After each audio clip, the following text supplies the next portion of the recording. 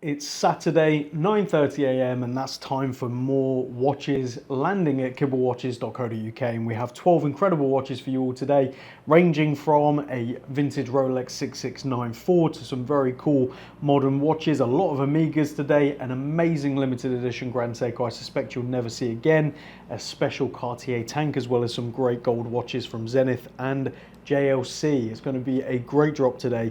I'm very excited to bring it to you all. Now, if you are new here, my name's James. I run Kibble Watches here in Clerkenwell, London. Every Saturday at 9:30 a.m. UK time, we put new watches on the website, typically around 12 watches in this kind of range, from a couple of £100 to thousands of pounds and everything you could possibly imagine in between. If you do want to skip to a specific watch on the table, let's say you're here just to see this really cool vintage chronograph, you can do so via the description. There's a timestamp, you click on that, it will take you straight to the watch. There's also a link to the website where you'll see all the details for these and make a purchase, book an appointment, whatever it is you'd like to do is all there. Now, quickly, before we dive into some stuff, I want to say a big thank you. It's been amazing the past couple of weeks. You've been keeping me incredibly busy with buying, selling, consigning, whatever it might be. It's been amazing. So thank you all very much. And we are working hard behind the scenes on a new website as we speak. We're on draft 2 so far, and it's looking amazing. I think it's going to be a big improvement. Might be a slight shock at first with some of the changes, but you'll get used to them, and I think overall it's going to be far more functional, far more usable, and just easier, and again, a nice update because it's been a couple of years now. So we're always working on some things behind the scenes. Before we crack on with the watches on the table, what's on wrist? I'm wearing a gorgeous 1990s Audemars Piguet Jules Audemars skeleton in 18 karat white gold with the exhibition dial. As you can see, the skeleton dial, manually wound, 36mm white gold. It's a beauty. I'm just waiting for the original strap and buckle that the original owner has placed somewhere, so he's just going to bring that over, and then this will be coming for sale. So feel free to share interest early on and get early access to this incredible piece. It's going to be priced at around £12,000, which for an 18 karat white gold skeleton AP is pretty mental. So yeah, really liking this piece.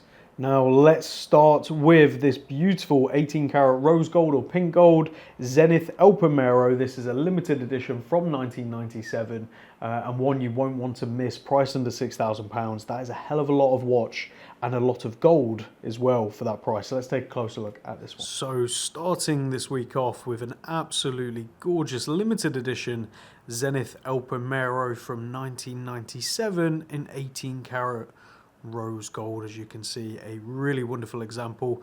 Super complicated dial, but obviously it's a traditional chronograph layout with telemeter and tachymeter scales, as well as other scales on there as well, which is absolutely fantastic in an enamel-like dial, which is definitely a lacquered process. Dates over there at 4:30.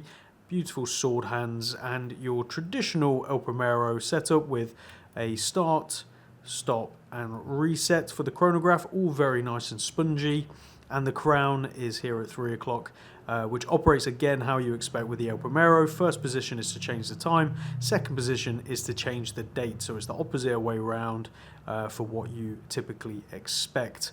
As we flip it over, you can see an exhibition case back right there, showcasing the automatic Zenith El Primero caliber 400, probably one of their most used movements across multiple references and ranges, and that's because it's an absolute workhorse. This is limited to just 750 pieces total from 1997, and it does come with its box and paperwork, which is fantastic. This is the original Zenith strap and original Zenith buckle, which is gold plated and not 18 karat gold, so just keep that in mind. Really wonderful example reference and not something you see often at all, so when the opportunity comes up, it's one definitely worth picking up. But this is a reference 170500.400. Let's show it on wrist and talk dimensions. And here we go. On my 7-inch wrist, you can see it fits like a glove and is incredibly wearable, not too thick and not too big. So this is 38mm by 45mm lug to lug, only 12mm on the thickness and 19mm on the lugs. So go check out this beautiful watch on the website today. From there over to another 18 karat rose gold or pink gold watch, this time a JLC Reveil, which is a Memovox alarm master control, incredible thing. And we're going to talk and take a closer look at this beautiful watch. Now on to a beautiful and rarely seen 18 karat rose gold JLC Master Control Reveil, part of the Memovox line with the alarm function and movement, which we're going to talk more about in a second. You can see a really nice warm tritium glow to the dial, Luminova hands, and as of the time of recording this video, I have obviously this 18 karat rose gold one right here, but I also have a stainless steel one as well, so a great opportunity to see both in the metal, which you very rarely see in general. This is a reference 141.2.97, and it's from the circa 2000s with its box and booklet. You can see really nice condition, 18 karat rose or pink gold. Really heavy case, to be honest, because of that solid case back as well, with the master control emblem right there and the numbers still visible. It does come with its gold 18 karat rose gold JLC clasp right here, which is a folding clasp. Very nicely done and very, very comfortable. And again, adding a serious amount of weight to this. There's a lot of gold right here. Really nice silver dial. And you have the two crowns. So the bottom crown is what operates the watch and the time. These don't have a quick set date function, so you have to manually go round. Now inside this is an automatic JLC caliber 918, which is used across the board for a lot of watches. So the bottom crown winds and sets the time and the watch. It has nothing to do with the alarm. So the top one is everything to do with the alarm. So this is how you wind the alarm, and this is how you set the alarm. Now the alarm setting is actually that in a disc. So as you take out the crown, you can see it only rotates one way. And that is how you set the alarm to where you want it to be. So that would now be set to 12. Now obviously you can't distinguish between AM and PM, so do keep that in mind. And one very important thing I have to mention, and it's the same on all of these JLC calibers, when there is zero power in the alarm, the hammer, because obviously it's a mechanical alarm, so there is literally a hammer in there that bashes against a post basically to create the sound. When there's no power in the alarm, it rattles about. You can hear it moving about in there. Nothing is broken, nothing is wrong. To sort of get round this, what you do is you just put one slight turn of the crown. What this will do, it will give it enough power to engage the hammer and keep it set in place, but not enough power to trigger the alarm when it goes round. So just keep that in mind, a nifty little feature to stop it sort of stop the sound of the hammer when you're not using the alarm. Now to wind the alarm, obviously you wind it like such, and then you set it to where you want it to be, and we'll demonstrate the alarm for you now. So now we've done that, we can pull out the crown and go to the alarm. I'm going to bring it up to the microphone once I've started so you can hear it. I'll probably have to adjust the volume because it is very, very loud.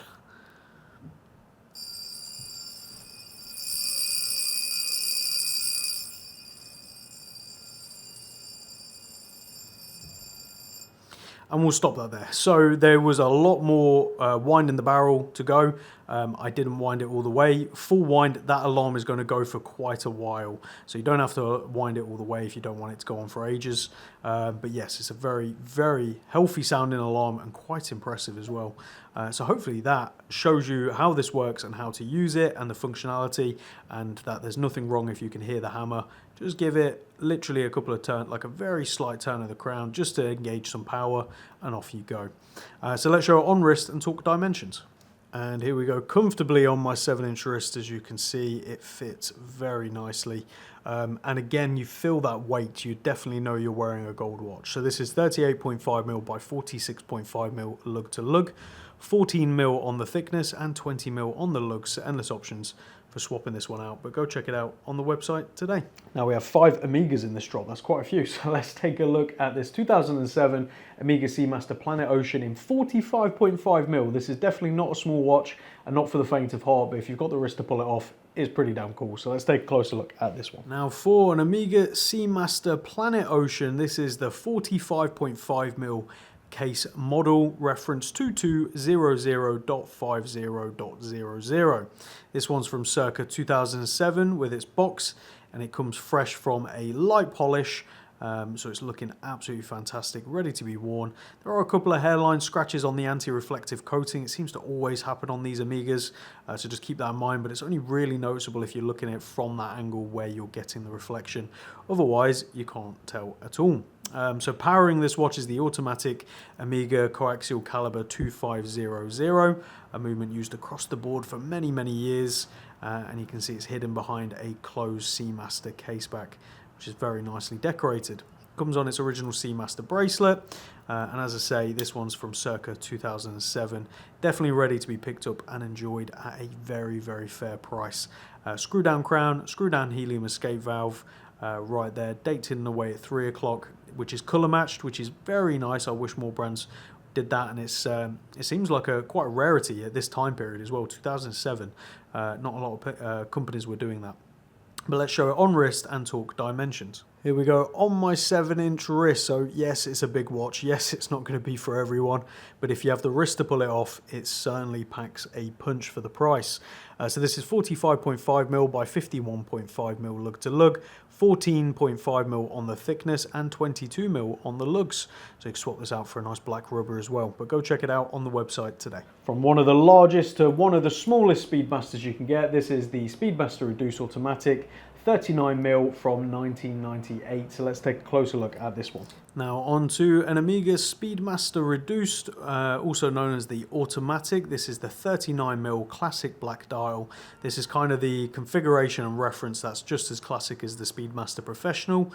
This is a reference 3510.50.00 from circa 1998. Now this example does come with a Omega pouch and also an aftermarket bracelet. So right now it's paired on its original Omega bracelet, which is really, really nice and in great condition, as is the watch overall.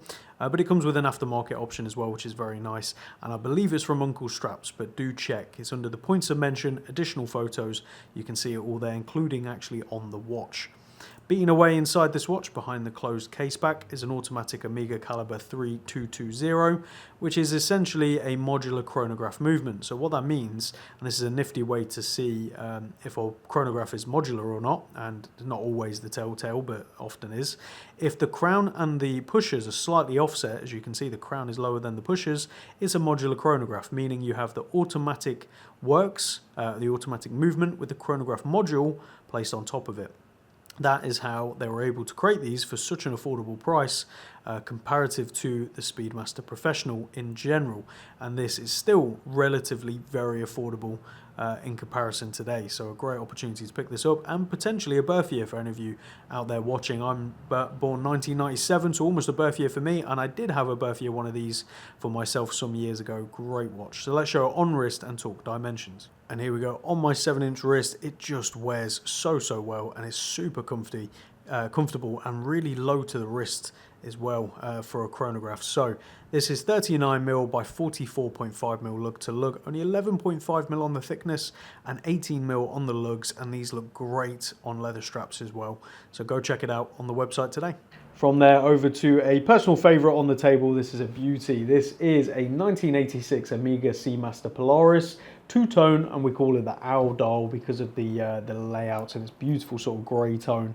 Yeah, this is a beautiful piece. Let's take a closer look. Now we have the very attractive Omega Seamaster Polaris Quartz. This is a really nice example with a stainless steel and a rose gold case. And that rose gold in the case is like a solid sleeve of gold that sits through the case. I don't know if you can see that from there. Really nicely done and a very unique design. Almost kind of like sci-fi, you know. It's a really cool thing. You've got gold through the center links right there, and it comes to a push button clasp like so. This one does come with some spare links as well, and this clasp is adjustable, it opens and closes to go over a hand, and then you close it like such and snap it down. Very simple. Really attractive slate grey dial, which is very subtle, and you've got the tritium on the loom, which again is just going that really gorgeous warm browny colour, which contrasts nicely. Silver on the inside with the day-date functionality, so you've got the day of the week over there at 9 o'clock and the date of the month over there at 3 o'clock. Really simple, really attractive. This is a reference 396.1022. This one dates to circa 1986, so quite early, and it has a quartz Omega caliber 1445 beating away inside behind that snap-on case back right there. Really nicely done and a great pickup for someone wanting a little pop of gold, but also something quite different to what anyone else will be wearing. Signed Omega crown at 3 o'clock as well, by the way. And the proportions, don't be instantly turned off by them, because it's 31.5 and we'll show it on wrist. Because of the shape of the case and the integrated bracelet, it wears a hell of a lot bigger than those dimensions would lead you to believe. So let's show it on wrist and talk dimensions now. And here we go. On my 7-inch wrist, you can see it fits super comfortably and looks fantastic. So what you're looking at right here is 31.5mm by 42mm lug to lug. So again, you can see it doesn't look that small on the wrist at all. 6.5mm on the thickness, so it just hugs the wrist super flat. And 18mm at the widest point of the lugs, tapering ever so slightly towards the clasp, but maintaining that kind of flow. So go check out this beautiful watch on the website today.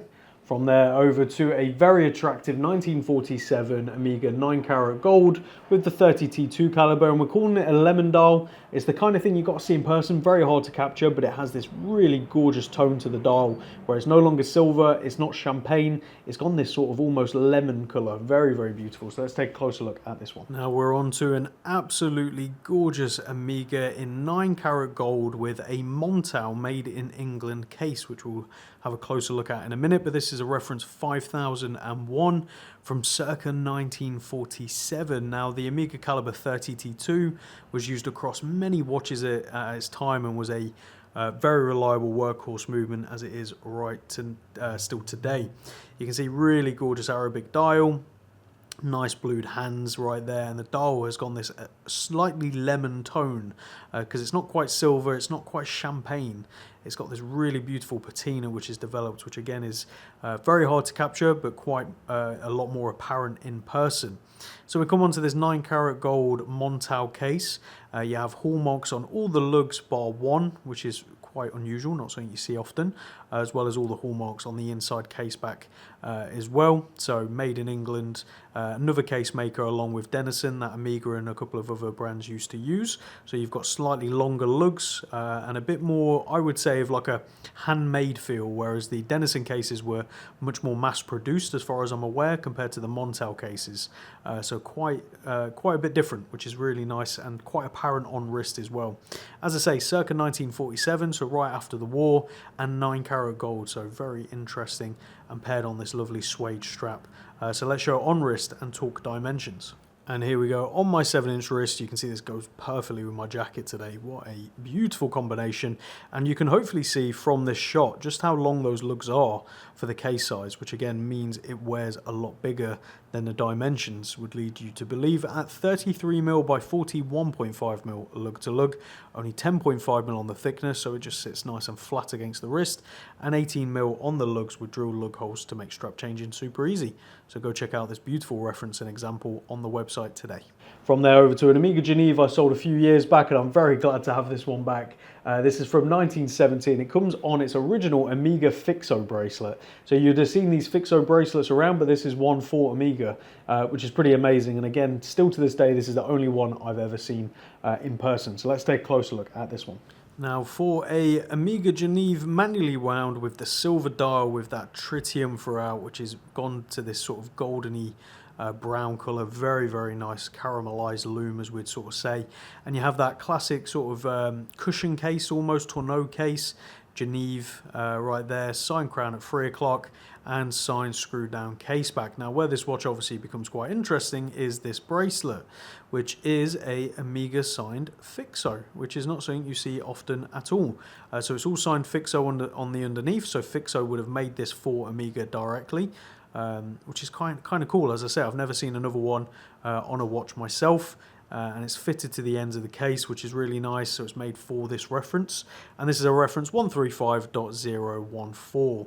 It's from circa 1970, and beating away inside is a manually wound Omega caliber 601, so a nice reliable workhorse movement. Now the bracelet can come off and you can put a regular strap on, but something to keep in mind is it is quite difficult to get on and off because of the design. It was sort of intended to go on and stay on.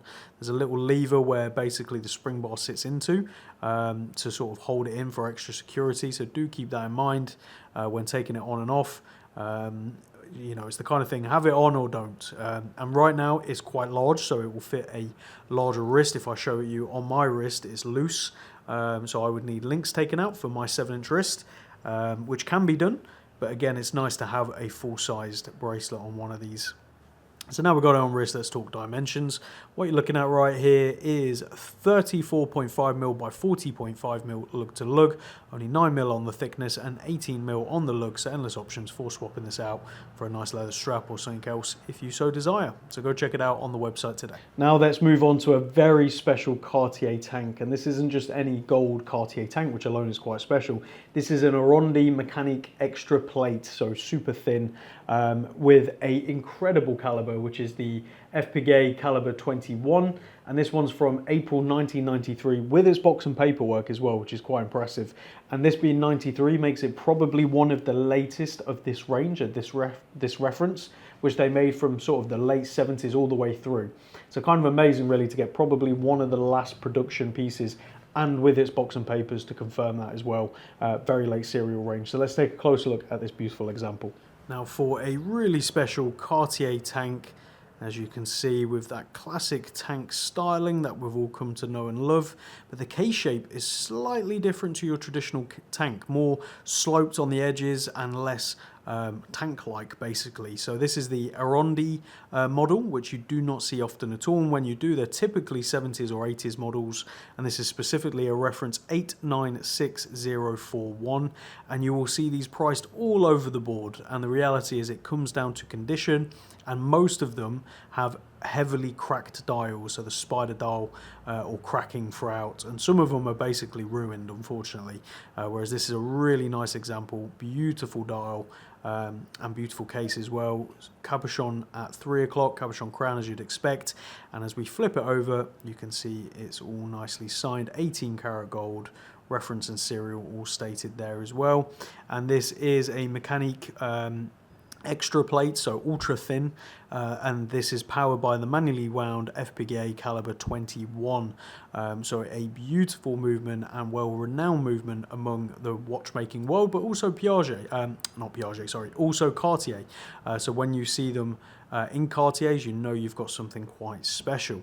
Now, as I mentioned on the intro to this one, this does come with its box and paperwork, which is quite rare and unusual, and it's signed April 1993.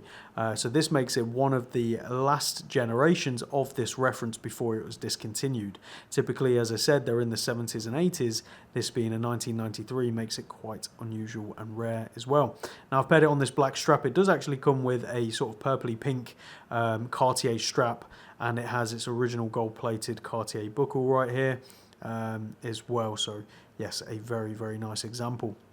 I think I've covered everything there. Obviously, any further questions, ask away, but this is one to definitely come and see for yourself if you can. Visit the office in Clerkenwell, London.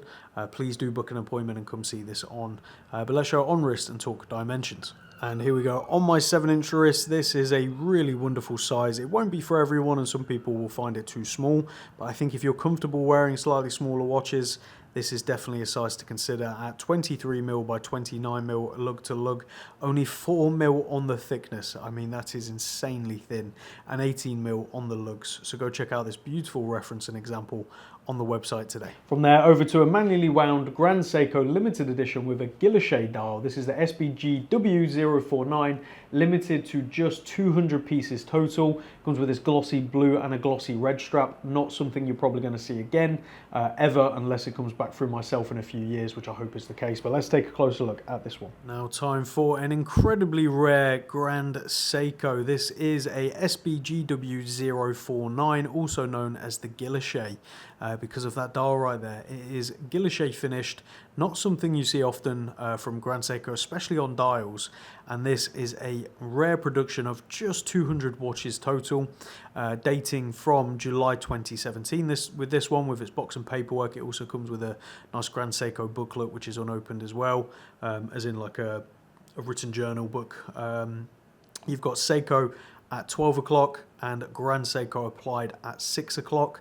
Super simple, blued secondhand, Grand Seiko signed crown at 3 o'clock, classic SBGW case, which is very, very nice and compact on the wrist, and this glossy blue strap. It also comes with a red, which is quite bold. Grand Seiko signed buckle. These are some of my favourites, really attractive. And as we flip it over, a exhibition case back right there with a limited edition number out of 200 proudly stated, and also a manually wound Grand Seiko caliber 9S64. So a really great manually wound movement, and this is right from that period where I think Grand Seiko was starting to make a real wave in the watch world. Obviously they'd been doing very well before that, but this is when I think the shift for collectors really began to sort of focus in on it, I would say. But let's show this one on wrist and talk dimensions. And here we go, on my 7-inch wrist, fits like a glove, super comfortable, but that's no surprise for this case reference. So this is 37mm by 44mm lug to lug, only 12mm on the thickness and 19mm on the lugs with drilled lug holes to make strap changing super easy. So go check it out on the website today. Now on to an unsurprising personal favourite. This is the Rolex Oyster Precision date, which is the 6694, so it's 34.5mm, comes on its original rivet bracelet. It's from 1970, and as a lot of you know, I own one of these personally, so I'm incredibly biased, but let's take a closer look at this one. Now for a wonderful Rolex Oyster Date Precision, this is a reference 6694, so Oyster Date meaning oyster case with a date, precision is manually wound, and this makes it slightly thinner on the wrist, and obviously you've got manually wound instead of automatic, quite self-explanatory. This is a really lovely example with its original tritium dial, slightly later Luminova hands on the watch, but again still correct for the reference. Often this happens on service ones where they've been serviced by Rolex. My personal 6694 actually has the same thing.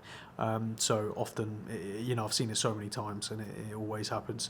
But yeah, as I say, 4-digit reference, so it means pre-quick set. So you have to manually go around to change the date, and it's powered by a manually wound Rolex caliber 1215. And this one dates to circa 1970, and it comes on an original rivet folded link Omega bracelet. Sorry, not rivet, but a folded link Rolex bracelet. I think I said Omega there. Clearly all my mind and words got all mungled up there. But what you're looking at is a folded link, not rivet, folded link Rolex bracelet. Really nice and attractive. Obviously jingly and jangly, but that's part of the charm and comfort of these things in my opinion. It won't be for everyone, but the great thing is these look great on leather straps as well. And there is a slightly later heavier link bracelet that you can get for these watches as well, so do keep that in mind if you want to go down that route, but I don't think it's required. But let's show this one on wrist and talk dimensions. And here we go, on my 7-inch wrist, super comfortable, super well proportioned, but I'm going to obviously say that because I have one and I love it. So this is 34.5mm by 42mm lug to lug, only 10.5mm on the thickness and 19mm on the lugs. So go check out this wonderful watch on the website today. Now onto a watch brand that I've sold a few of now, and I butcher it every time, so please take my apologies. This is the Strom Jan Mayen Arctic Blue Dial, 39mm automatic, priced under £1,000. These are brilliant. The dial's incredible. Hard to beat at this kind of price point, and the bracelet's amazing. So let's take a closer look at this one. Now on to the Strom, or Strom, I probably say it both ways, I apologise. This is the Jan Mayen Arctic Blue dial with that gorgeous texture that Strom are known for, really, especially on this model. There's not many dials you can get like this at this kind of price point with that amount of depth and texture, but also colour. It is incredible, and they do a few different variants as well, and I've been fortunate enough to have sold a couple over the years now. So this is from circa 2024 with its box and accessories, and it comes paired on its original integrated bracelet with all of its links included, which has a nice push button folding clasp right here. Exhibition case back right there, showcasing the automatic Le Jeu Perret G101. It seems like Le Jeu Perret are definitely taking the lead at the moment with these smaller brands, because I think they're coming in slightly more affordable and accessible than Sellita, which are obviously also coming in more affordable and accessible than ETA. So it's amazing to see how these movement companies are starting to sort of take hold within the watch world. Beautiful case proportions and sort of styling and finishing. Again, for the price point, you're going to be hard pressed to find nicer. So let's show it on wrist and talk dimensions. And here we go, on my 7-inch wrist, you can see fits like a glove, super comfortable and very attractive. You are looking at 39mm by 45.5mm lug to lug, only 11mm on the thickness and 24mm at the widest point of the integrated bracelet, tapering down to the clasp. So go check this one out on the website today.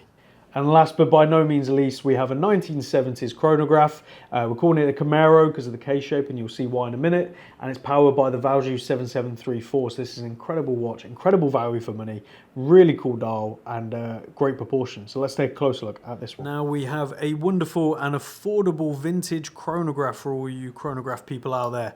I'm going to start that chronograph to get it going so we can see the logo. So this is a Arola, which are obviously a brand that died off within the quartz crisis, like so many of them, and we're calling this the Camaro due to the K shape. As you can see, it's quite obviously inspired by that, as a lot of watches were at this time period. But you also have like a racing wheel style silver part to the dial, where it comes down to the dates here at 3 o'clock, and the chronograph counter and running seconds over there as well. Really nice batten indices, popper red from the outside. It's a very, very attractive watch, and for the price, you're going to be hard pressed to find better, in my opinion. The case is chrome, but it's a really solid chrome case. It's not been polished or anything like that, as you can see. Original finishing throughout, really nice and sharp. Stainless steel screw down case back, and beating away inside here is a manually wound Valjoux caliber 7734. So actually a movement that we see used across the board on so many brands, including Hoya. So it's amazing that whilst their design is very clearly borrowed to a degree, they actually managed to pretty much get the same movement, which is very impressive.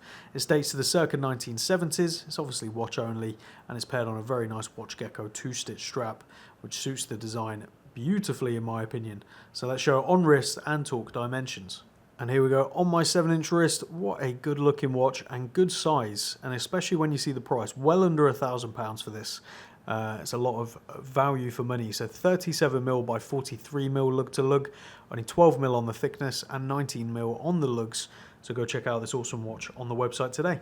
So there you have it, everyone. This week's drop, 12 incredible watches ranging from vintage to modern to limited edition to over £10,000. There's really something for everyone in this week's drop. As always, let me know down in the comments what's your favourite. For me, it's a difficult one. I think the Zenith is absolutely beautiful. The Cartier is incredible. This gold Omega is amazing. Obviously, the 6694 is a personal favourite. The Guilloche, super rare. I mean, we've spoken about every watch on the table, so I really do think every watch here has its merits, as I do with the 150 odd watches on the website. So be sure to get yourself a tea or a coffee, or if you're watching this in the evening, pour yourself a nice bit of whiskey or whatever it is your choice of drink, and have a scroll through the website, because I can guarantee there's stuff on there that's been missed. You've not noticed it's there, or it's further down in the listing, so have a little scroll through. But thank you all very much for tuning in to this week's episode. I look forward to seeing you again next week, where, just like this week, I have another incredible range of watches that I'm excited to bring to you all. So thank you all very much for tuning in. We'll see you all again next Saturday, 9:30 AM. Take care.